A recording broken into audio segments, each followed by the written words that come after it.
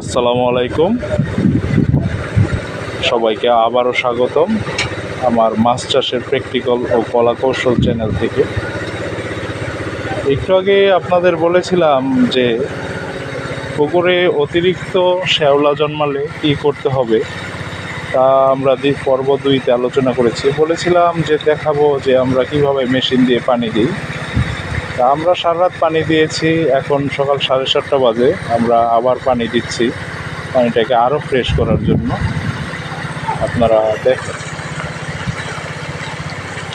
এই আমাদের পানি আসছে, আর যে ছোট পুকুরটি সেচা হবে সেটি পাশেরই একটি পুকুর। ওই পুকুরটা কিছু মাছ আছে, এর জন্য আমরা পুরো সেচে ফেলবো। সেচে আপনার এই হচ্ছে আমাদের ছোট পুকুর। এখানে রেনু চাষ করা হয়, বিভিন্ন মাছের রেনু। এই রেনুগুলো আমরা কয়েকবার বিক্রি করেছি, কিছু রয়ে গেছিল, এখন সেগুলো ধরে আমার পার্শ্ববর্তী পুকুরে অবমুক্ত করা হবে।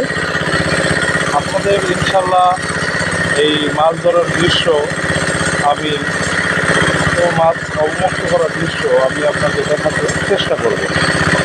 সবাই ভালো থাকবেন, দোয়া করবেন আমাদের জন্য। আল্লাহ হাফেজ।